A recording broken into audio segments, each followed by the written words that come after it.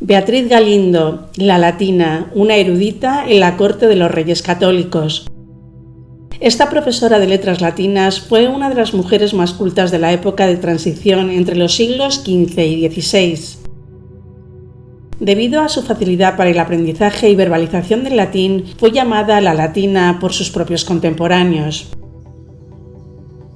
Beatriz Galindo nació en 1475 en el seno de una familia hidalga instalada en Salamanca en busca de mejor fortuna. Fue educada para vestir hábitos en un convento, por lo que comenzó a tomar clases de gramática en una de las instituciones dependientes de la Universidad Salmantina. Pero cuando apenas contaba con 15 años, su habilidad para escribir latín ya era el rumor más extendido por la ciudad universitaria, pues se decía que no solo traducía y leía con corrección exquisita, sino que era capaz, a la manera clásica, de hablar el latín traduciendo directamente del castellano.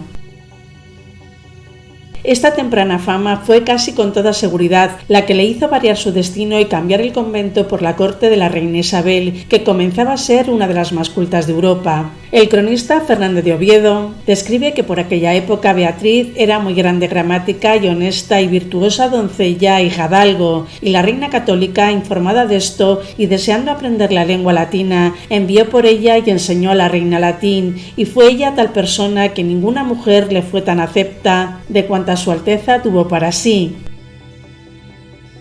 Hacia el año 1486 ya estaba sentada como profesora de latín de las jóvenes damas de la corte isabelina, a la que había llegado acompañada de uno de sus hermanos, Gaspar de Gricio, poco después nombrado secretario de la reina Isabel. Para dar ejemplo a sus damas, al año de su llegada, la propia reina decidió participar en las clases de Beatriz Galindo hasta que aprendió suficientemente la lengua latina.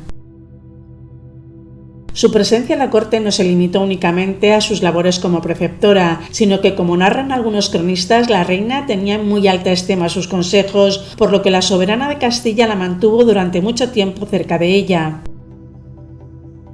Tan alta estima se la tenía que en 1491, avalada por esta amistad con la reina, se la casó con un hombre de total confianza, el capitán artillero y consejero de los Reyes Católicos, además de contador de la casa del príncipe heredero Francisco Ramírez de Madrid, boda para la que los Reyes Católicos le dieron una dote de 500.000 maravedíes. También es posible que a ella misma se le hubiese otorgado el nombramiento de camarera mayor de la reina Isabel, aunque los datos son contradictorios al respecto. De este matrimonio, Beatriz Galindo tuvo dos hijos, Fernán y Nuflo, enviudó en 1501.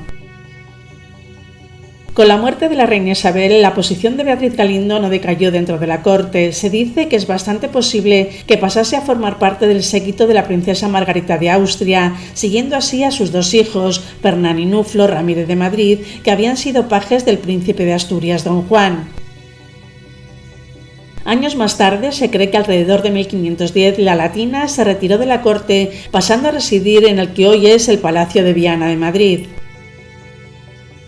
Beatriz Galindo habrá de desarrollar en la corte castellana una importante labor dentro de una función que habitualmente desempeñaban los hombres, de manera incomparable a juicio de sus propios contemporáneos. El humanista y erudito italiano Lucio Marineo Siculo, quien también daba clases a los jóvenes donceles de la corte castellana, enjuiciaba su labor diciendo: camarera y consejera de la misma reina, mujer muy adornada de letras y santas virtudes, la cual, así por estas como por la doctrina singular, fue muy privada y bien quista en la casa real, y por la lengua latina, que hablaba sueltamente, fue dicha por sobrenombre la latina.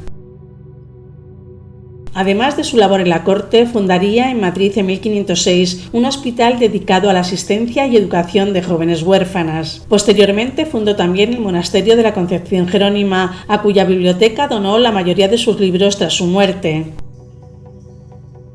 Los últimos años de su vida, Beatriz Galindo invirtió desinteresadamente la mayoría de sus rentas en fundaciones pías y religiosas, pero sin olvidar el componente cultural que tanta utilidad le había proporcionado, en un intento de que todas las mujeres, huyendo de las convicciones de la época, tuviesen una participación en la cultura y supiesen, cuanto menos, leer y escribir. Según un estudio realizado por el historiador János Torriglia, este destaca un aspecto poco conocido de los últimos años de la vida de Beatriz Galindo, su relación con el emperador Carlos V. Parece ser que este, alentado por la fama de sabia y prudente consejera, se entrevistase con ella en Madrid en 1525, tras el regreso del emperador de Flandes. Lo que sí queda claro es que a partir del año siguiente la latina desempeñó el cargo de alcaidesa de la fortaleza del Pardo, por orden directa del emperador, que lejos de ser una mera dignidad palaciega, los distintos documentos demuestran una activa participación en la construcción de nuevas torres, la reparación de murallas y, como no, la dotación de una biblioteca para los ratos de ocio de los soldados. Antes de fallecer, en noviembre de 1535, dejó por único heredero a su nieto Diego Ramírez de Madrid, al que legó las posesiones territoriales importantes, su casa en el barrio que lleva su nombre, Madrid, así como la protección del hospital fundado en 1506. Se tiene también constancia de un inventario de su biblioteca particular, que fue depositado tras su muerte en el monasterio de la Concepción Jerónima. Además, a Beatriz Galindo se le atribuyen poesías latinas y unos comentarios a Aristóteles.